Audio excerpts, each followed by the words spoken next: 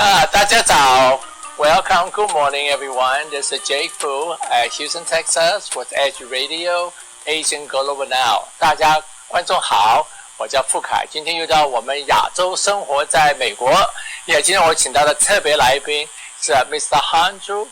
Yes, welcome to our show. Oh, thank you very much. Yeah, today we're going to talk to him about his life and what's like in America.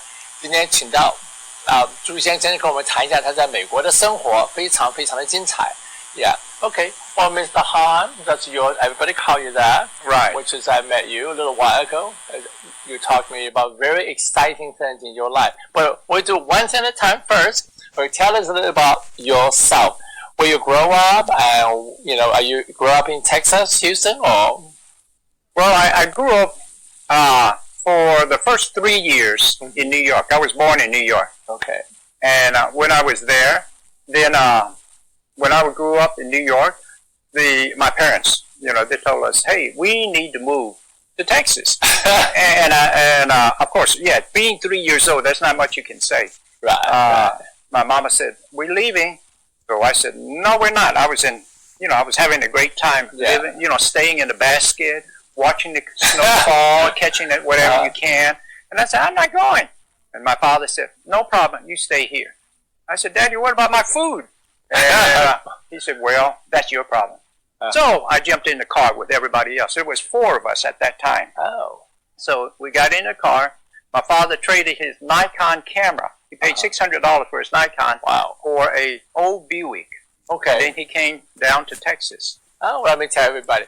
Well, 朱先生小的时候，他是3岁的时候就在纽约长大的。那个时候，他父母亲说我们要搬到德州去了。他那时候很小，他就坐在他的这些小宝宝车子里面。他说我不要去。他爸爸说，他妈妈可以说，你可以留下来没关系。他爸爸说你也可以留下来没有关系，但是我们要离开，所以他没有办法再跟他一起去。他的爸爸用他当时一个照相机 Nikon， right， 也600块钱跟人家交换了买一部汽车，所以就开车到德州来了。Quite an adventure of 4 people， 一家4口就来到德州。Yeah. So the first part of my life, I would say I was Chinese. The reason being, the only language I spoke was Chinese. It's called Tai Sanhua. Tai Sanhua. Okay. Yeah. So up to the first grade, I only spoke Chinese. Oh. And when I went to school, the teacher was doing this, and I didn't know what she was saying. 2 months later, I found out what she wanted. Do not spit on the floor. Oh. And the problem is that, your first language, you spoke Chinese at home all the time, so you're Chinese. Then from then on out, I realized, hey, I needed to learn the language. And then from there forward, that was what happened. Oh. 我在刚刚移到德州的时候，他还很小，然后后来就上小学1年级的时候，他那个时候讲的是台山话，没有讲很多的英文，所以那个时候的话，他老师每天就要手指着他，他说这什么意思？他2个月以后他才了解。那个老师说，请你不要在地上吐痰，因为的话是个很不好的习惯。之后的话，他就觉得我应该要跟人家怎么样沟通，一定要把这语言学会，他就开始学习英文了。So that's interesting. Well, it's you can imagine some of these youngsters. They're new to the society. They want to please, especially they want to please their parents, also please the teachers. Then from then on, I realized, I needed to change. So I learned how to speak, and also I learned how to debate. Oh, so I debated in high school. I debated in college, and needless to say, when I graduated from college, I came back to teach debate. Oh, well, 他小的时候开始学的英文，他觉得英文是一个非常重要的语言。当然，在美国生活一定要学英文啦。然后他就对上面特别感兴趣，他就开始参加我们所谓的座谈辩论会。他从小学、初中到大学，大学毕业之后，他又回到德州，就开始教各种不同的学生跟这个辩论这一方面的才分跟这边的学问还有课程。Well, debate. You actually there's a class you can teach you how to do that? I didn't know that. Well, yes, they have debate classes. And, actually, I was certified as a English teacher, as well as a speech and debate coach. I see. In fact, I went to the University of Texas with the intention of going to law school. But I thought for a while there, because they had that program whereby you can go for 3 years and then 2 years of law school. So I said, well, okay, if I did that, what happened if I didn't finish? Right. So that was a problem. So I thought I'll just go ahead and go an extra year to get a 4-year degree, and then from there I could go do something else, like, for example, to teach. Are you still going to do the law school in 4 years? Well, here's what happened. When I did go to, when I graduated from the University of Texas, then I came down to Houston, and I went to law school, South Texas College of Law. Okay. But during that time, we need to realize, we were in turmoil. There was the Vietnam War going on at that time. I see. We'll hold it right there. Okay. So Mr. Han went to university, and he really liked debate, and he said, well, it's a possibility he maybe成为一个律师。他上4年大，在美国有个新的学，就是你假如上3年大学、2年大学可以，然后修5年的话，你可以去读那个，就是说我们的律师事务所这一方面，律师法律这一方面，所以在考虑这4年你要把它读完之后的话，我觉得要做什么，他在考虑之中，所以他最后决定怎么样去做它。这 It's a pretty complicated process, right? To decide what you want to do. In life, well, let me ask you first. Go ahead. How did you choose debating? 另外他有拿到的就是教英文老师的文凭，所以他可以教英文，所以他的英文非常的好，所以可以做这些辩论会的话，当然要英文了解得很深刻啦，所以才能做很好的辩谈。Yeah. 所以 when you decide to become a debate, what did make you thinking that's your lifelong goal? Being an English teacher, we understand that, but debating is something like, are you going to make money off debating? Well, that being true, it's true.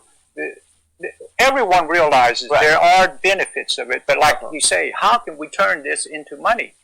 When I went to the University of Texas, at that time they had this school called the Walter Cronkite School of Communications. Right. There were 4 schools there. There was radio, television, journalism, advertising, and the School of Speech. OK. 他说那个时候美国已经很有名一个电视叫做 Walter Cronkite， 大家也听过，这是很有名的电视节目主持人。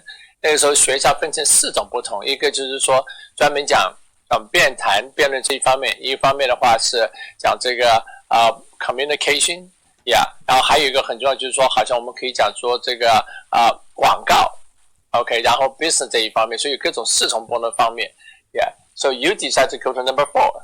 Well, I was in the School of Speech already. Okay, School of Speech. Right, but they were changing. The School of Speech was changing from a Bachelor of Arts over to a Bachelor of Science. In other words, they would have 2 degrees. One was a BA and one was a BS. So in a BS school, then we had to take extra courses like statistics and evaluation. So at the end of the time, when it came time to go, there were 22 of us in that class. And I was the only one that actually got a certificate. So I was the #1 BSer from the University of Texas. Bachelor of Science. Bachelor of Science. 他说学校改组，所以他们现在变成假如变成 BS 跟 BA, you're a Bachelor of Arts, right? Well, it was a Bachelor of Arts in the past, but then it turned into a BS as well. 他们把这变成 Bachelor of Science， 就是说科学技术这一方面有关系的那个学位，所以他有学士学位的话，他是第一个拿到，就是 Bachelor of Science. Well, that is quite interesting. 那时候有22个学生改变，很有意思。Yeah. So it's the same thing, so right? It was the same except for extra courses, 2 extra courses. Okay. 才可以多选2个课程，就可以 Bachelor of Science. So when I tell my students, I was the #1 graduate, they were amused and say, "Hey, that's pretty good." I said, "Not really. I was the only one that graduated." So sometimes, you have to believe that I'm the #1 BSer at the University of Texas. Okay. 所以他说，你讲的我们英文有句话，毕业就是说好像一个人就做胡说八道，就是说，但是他是第一个拿到 Bachelor of Science， 所以有时候很多人问他，你这个学位很特别啊，全校只有你一个人第一个拿到。你就是他说是啊，我就是胡说八道就把这个学位就拿来了，就说 BS degree， 所以很有意思。With that degrees, you can teach. I can teach, and also I went back to get a certificate in English, teaching English too. Okay. But after I got my first job, I started working, and like I was telling some people earlier, back then we had discipline whereby you could spank the students and keep them in line, whatever. But as a consequence of that, we were able to watch the students, make sure they were doing what they needed to do. it was the war time at that time. You know, the Vietnam situation, Okay. and a lot of the people who were involved in that situation, they would have to say, okay, am I going to go to war, or am I going to stay and try to do something whereby I can be more beneficial? So in my case, I had 3 reasons not to go to war. OK， 那么讲，他说，当他成为一个老师，另外在修的学分得到那个就是说文学学位，所以才可以教课。在那教学生的时候，有一个很特别的时间，因为那正好在越南战争，所以那个时候你可以从军，另外就可以上大学。在大学里面有各种不同的选择，在这选择他们要决定你这个学位要拿来做什么。Yeah. So the choice is to go to college. And what are you going to do with the degree? Well, right? Yes, but the 3 choices I had was obviously I was going to law school at that time. Okay. And then also I got married and I was teaching. So those were the 3 reasons that kept me out of the draft. Oh, and even if I got the draft, my number was 300. So they would have to decimate all the male population before they come to me. 他那个时候因为是美国征兵制度嘛，但他没有征到他，因为第一他现在结了婚，第二的话他在大学里面学法律，第三的话他现在也在学校学习就是学习这个教课，所以的话没有征到。他说那时候排名呢都是300个，他说前面的300人大概全部没有希望了才会轮到他，所以找到他的机会非常的小，所以觉得非常感到很好的很运气。So by the time the draft was mandatory, right? Not volunteer. Right. It was mandatory. The draft, you know, you would have to go sign up. And a lot of kids didn't want to go, so they moved to Canada. But as a consequence of that, things changed. Back then, we had like I mentioned, very strict discipline. In fact, some of the things I regretted was the fact I had to spank the children. 他那时候教学校的时候，学校老师可以把学校的学生管得比较严一点，可以打学生的那个时候。不像现在比较开放，那个时候比较严格，所以就感觉上不一样。So, how many students did you teach at time? At that time or altogether? Altogether, you think? Altogether, probably about 5,000 students. Wow! In how many years? Well, you got to remember, I started in '67. Okay. I started But during the Vietnam War, how many students did you see at the time? Well, it was normally you would have about 30 kids in the classroom. Okay. And then you have 5 classes. I see. So about 100, 150 students. 这是早期教课大概150个学生，每一堂课是30个学生。大家不要走 A single over now， 大家千万我们又回到我们今天的节目了。我们现在跟Mr. Han 讲一下他在美国生活，他是一个美国的老师，他学习在教课的这些过程中，跟这些学生有什么跟现在有什么不一样。Well, welcome back. We're going to talk about Mr. Han.Because he is actually a professional school teacher, that's what his profession. And early days, so he will talk about what was his experience like in America teaching the student and today. So I'm going to ask him some very tricky questions, so don't go away. So Mr. Han, well back then you were telling me teaching students, you can have a little more disciplinary to them. Okay, today is different. So what do you think what it changed? There isn't really that much that has changed in terms of the system itself. You have to be able to have compassion. If we look at the school system from one point of view and another point of view, then we can decide, you know, which one we want to pick up. For example, the educational system in the past, if you look at all the books, will show you every time you go to class, you see a female figure there. And it was very seldom you would see a male in that mix over there. And what happened was that when the females went to college, they went with the expectation of meeting someone, and should they find a mate, they would say, okay, will we get married? And the female would go out and pursue a educational, you know, she would go out and teach for a while. When she teaches for a while, then if the husband goes somewhere else or is transferred somewhere else, she has to follow him, or she would follow him. Right. So that usually led to a 4-year stint for her inside of the school system, so they would have that constant turnover. For those that stayed, well, it's a different story. Now, what the school system, especially the Texas Educational Agency,我问了个做法 Okay. Let me explain 这个。所以在那个时候的话，教育的话多半是以女性作为教育这方面比较多，因为她假如结了婚的话，因为那时候早期的美国女性或世界性女性都是希望能够找到很好的家庭为主的先生这一方面，所以假如她学教育的话，她可以成为一个老师。然后假如她的先生结了婚之后要因为工作关系或要移到别的处的话，这个对她来讲的话，老师工作是一个比较容易可以接受还继续过去教下去，因为学校到处都是，她只要有很好的文凭的话，她可以转到另外一个城市就可以继续做老师，等于一个副业，对她的先生非常的方便。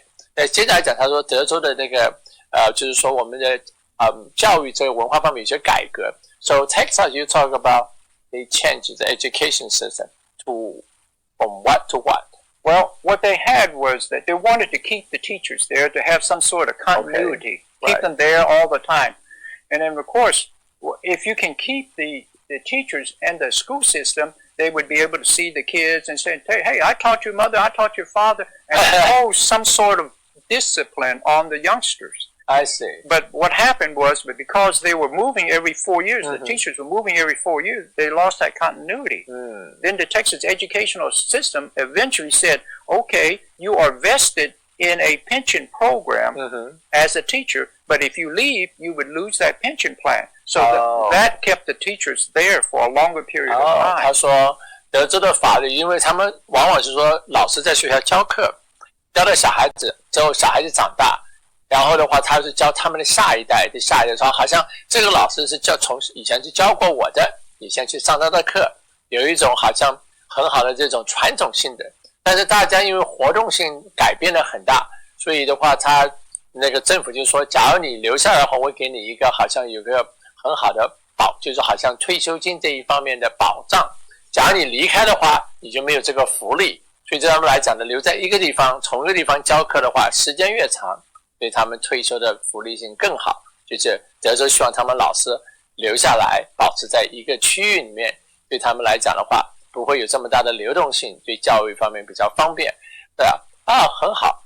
Very good. So, well, that's not for the teacher part. We want to talk about the student. So, what's the difference between back then and today? You say back then you can Spank the kids. Right. Today you can't even talk to them too harshly, you know?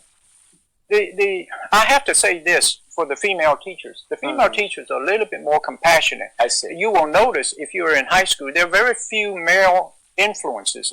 If anything, it's a gym coach, the principal, the vice principal, the science teacher. I see. 他是说在学校里面的话，多半就是女性的老师比较多，因为女性的老师同情心还有了解性比较强，所以在一个学校里面，多半你看到男性的这一方面老师比较多半是好像是教练、校长、副校长，或者学科学，教这些科学、物理、化学这方面老师也是男性。So is that designed that way? Have more female teacher in school? Well, yes and no. Yes, in the sense that obviously the females, you got to understand the time. The time was the country was developing. And because the country was developing, they needed more engineers, they needed more professors and teachers. Okay. Male-dominated industries where the females were not trained to be in those industries. So as a consequence of that, then most of the males would go out into these fields, and then there were others. You know, like in my case, there were only one speech teacher in every school, and usually it would be a male. Maybe sometimes a female. And in doing so, the teachers would take, you know, back then we could teach several speech classes, but most of the classes was in English as well. 它是一个就是说教 speech 就叫论坛跟讲话，就是说教导这一方面的课程，每一个学校只有一个讲这一方面的课程，所以有时候教不同的课。然后他是说的话，那个时候社会在建设之中，所以的话很多的工作都是以男性化为主，所以女性做老师的就比较多，因为很多都是这些建设啊，或者是科学啊，或者这一方面的话，男性化的工作比较多，女性比较少，所以就业方面的话，不像现在也好像比较男女均等，那个时候比较男性化重视，所以学校老师的话，很多人就就业成为老师是一个比较好的职业，所以的话就是一种选择，因为社会的改变。现在的话当然跟以前有点不太一样啦，所以的话 so there's more female teacher and so you think so the female teacher allowed to discipline the kids? Yeah, teachers had to do what they had to do, but when I say spanking, it was only because of the last situation. Usually the males would spank the boys, and then of course if the females, we would send them to the office. I see. I remember one youngster who was a Chinese student, one of my Chinese students, and of course I said to the class, I want everybody to bring their homework to class. And then, of course, this kid was doing something, he was working at home. He was working in a grocery store, and he didn't have time to do his homework. So then I called him up, and I said, do you have your homework? He said, no, sir. So I had to take him outside and spank him. I felt real bad about that because eventually this kid worked hard, and what he did was that he became the PUC chairman, in the state of Texas. And then eventually he moved up to the Bill Clinton administration, became the undersecretary. Wow. So every time, okay, we'll have to stop there. All right. Okay, 他说有一个像例子里面的话，像男老师多半就好像对于学生可以好像惩罚，然后女老师多半把学生就上到就是说校长室去让他们说你们做错事情。他有一个学生有个例子的话，他是一个东方性的就是华裔，但他平常在家里要帮父母亲卖水仙啊，就是说做食物这一方面的工作，所以他有时候功课就没做完，到学校当老师就会很生气啦，就要对他有所惩罚。但这个学生非常的努力，后来的话就慢慢他事业做得很好，他做到美国总统 Bill Clinton 手下的一部分所以的话有的时候往往这个生活教育上面有很大的转变，看一个人的想法跟做法，他是个非常努力的人，对他来讲的话往往有些很特别的例子跟情况之下会有很多不同的未来。所以 So you were saying he is a Bill Clinton what? Secretary? Well, he was the undersecretary in the Department of Energy. Okay, 他成为一个Bill Clinton 手下专门就是能源这一方面的一个秘书长，做这一方面的研究跟试数。So, well, that is very impressive. Well, these days when I call him up, I said, how you been doing? 里面都有 copper wire 嘛，是导电的，所以当你戴在身上的话，可以跟你人身体上面的，就是人本身不是发电厂吗？就会发生了很特别的这种磁场作用，所以可以保护你，不容易生病，可以杀菌。Wow, thank you for the bracelet. 我还 protection 的，受到保护啦，转个银色圈，它就很简单，一个细的做一个圈圈。So, and I'm thank you for the gift. Oh, no problem. Oh, this is so cool. So I'm going to tell my friends about. Yeah. So you say your hospital now doing it too? They're making copper? They're doing copper. Many of the doctors have pins that are copper coated and so on and so forth. So they're beginning to believe in some of these things. There are other things that I deal with too, like for example, exercise is very important. So I swim a lot, I play ping pong a lot, and I teach Tai Chi. So that way it keeps me young. Hopefully I'll be able to... Yeah, 朱先生今年已经70 How old are you? 77. 77岁。他说，所以这个人的生活长命的秘诀是第一，要保持时常的，就是说呢，锻炼身体的锻炼。Yeah, and how you what else you do besides exercising? Well, besides exercising, I talk a lot. Oh, 他说 right. Yeah. So I was the #1 BSer from my school. 他说，跟人与人之间多谈论。机会是生活里面非常重要的一点，所以让人可以长命百岁。Yeah, and you were talking about something else. You will tell me longevity besides exercise and socializing. What else was? Well, longevity is that you have to have constant communication with communication. It's one of the top ideas. I mean, you can stop smoking. You can do a lot of things that normally you should be doing. Yeah. But one of the highest things that you really have is that you have to have some sort of social interaction with people. Even now with the pandemic being what it is, it's causing a lot of problems. People, like they say, they are getting too nervous. They're too, right. So the social interaction really is not going on. 我要逐渐跟我们讲，现在我们的生活有很大的改变，因为传染病 COVID-19， 所以很多人都单独住在家里。但是对于一个要生活要长命百岁来讲的话，人与人之间的交际跟活动是非常的重要的，因为让人的活着有一个目的，有一个目标，可以大家合着在一起讲话。把人单独隔离起来的话，对人的身心方面的思考跟健康就有很大的伤害。所以他建议大家，就是你在家里的话，也不要忘记跟朋友打电话呀，保持这些生活上的联系，对身体的心理的作用非常的重要。So 我们要讲一下朱先生，他是 You are the communication expert. I noticed that. So you actually teaching classes for communication? I have 3 areas that I teach. Okay. One is English. Okay, 有3方面，他教英文Then the other one would be communication skills. Okay. And the third one is speech and debate. 第二个就是说交流，第三个话就是 debate， 就是辩论这一方面的才干，怎么样的训练能够更好。So the debate usually work with lawyers and who else you need? Well, no, not what it is. Obviously, I teach in high school. Right. Okay. And now, I taught other classes in China, but that's besides the point. What it is the basic fundamentals. You think about the basic concept of communication, and we always think about the sound that comes out of our mouth. Yeah. Okay. But then in that aspect, there are other things too. Like, for example, the nonverbal aspect of communicating. Okay. Like we were talking about earlier. A man meets a girl and he tells the young lady, I love you so much. They're sending 2 messages. I really have to force myself to say this, but I say the words. So the sounds come out, but the nonverbal communication says another thing. 他说在我们这个互相人之间交的时候，有时候语言上面会有各种不同的做法。表面上说我爱你，但是表情跟我的心理生态的表现，好像说我必须这样子说才能表现我对你的情谊。那好像这就跟你心里最真正想要讲的话，好像并不是很真诚的感觉，因为你的身体在这种无意就潜意识下面 unconscious 表现出来，并不是好像非常的诚恳。所以有2种不同的沟通的方法 communication， 往往你不能不知不觉你就会表现出来，所以这非常的重要，需要这方面的指导，所以他这方面的专家很有意思。The communication is a two-way process. Actually, you got to understand, basically, it consists of a sender, a message, and a receiver.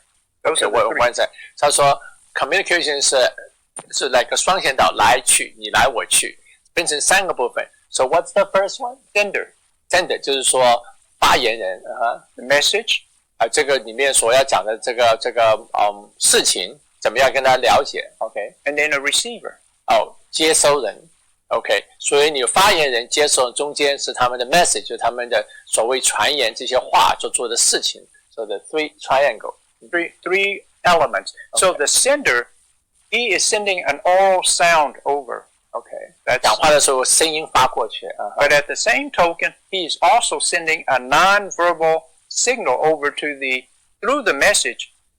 跟他讲话之间的话，在无形之中、潜意识下面也会表现一种不同的沟通。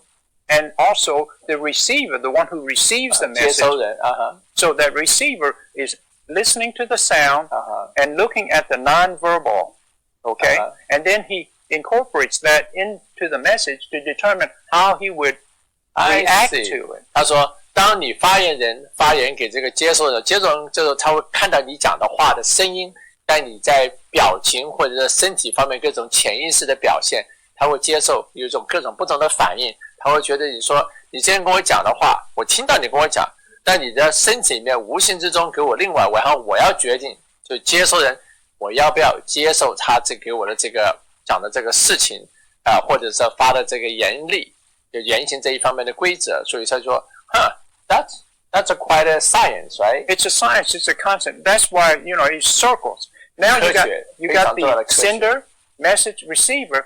The receiver then digests the information. Then he becomes the sender with a different message to the receiver, the original receiver. So that circle constantly goes around. 然后又回来，所以说接到就接到这个对方，我跟你讲话，然后那个对方接着他又会反应回来，跟这个发言人又是成为一个叫圆形的 circle， 又混转回来，所以的话，这中间有很大的来往的沟通。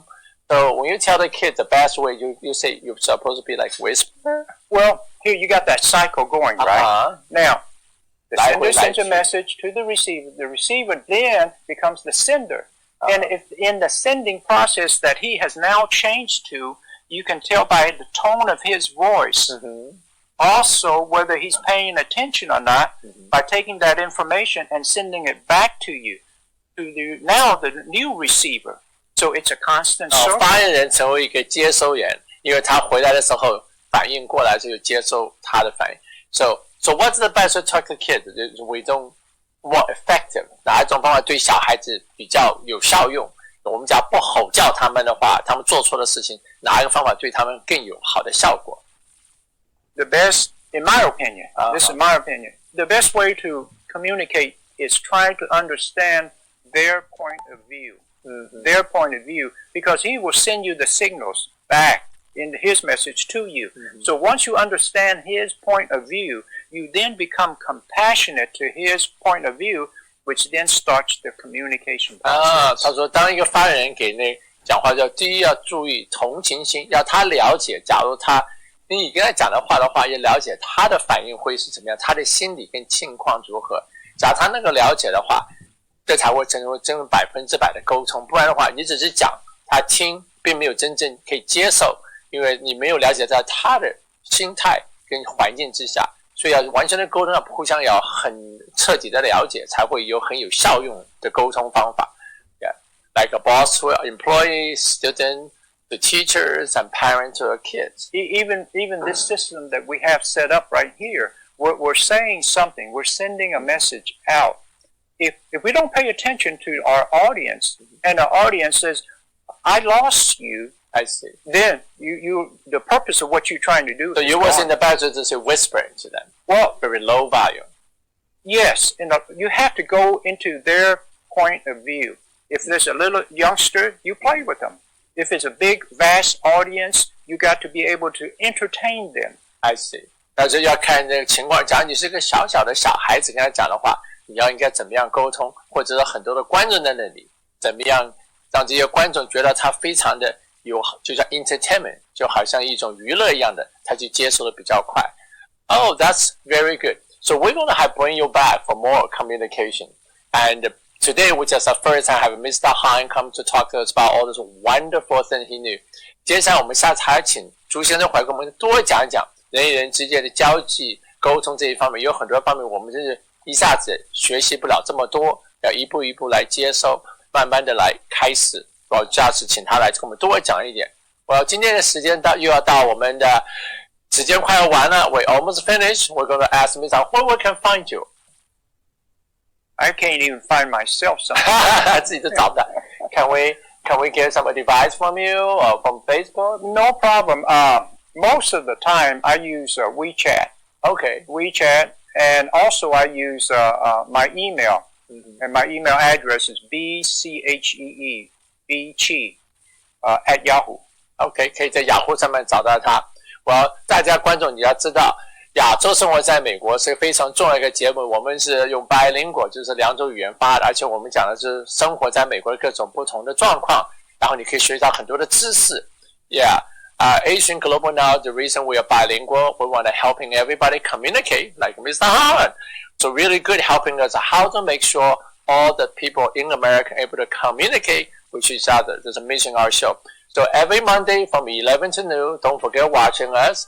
Also, you can find us on Facebook, Edge Radio Network, and /Asian Global Now. Don't forget watch other show at Edge Radio Network. We have a lot of show. So today we're going to say goodbye and thank for Mr. Han. My pleasure. Yes, it's wonderful. We're going to have him back. 谢谢他今天来我们特别来宾，就是我们特别来宾。下次的话，不要忘记礼拜一早上11点到中午。接下来继续看更精彩的节目，谢谢大家 ，Thank you. Welcome. Yeah, great show. Thank you so much. All right.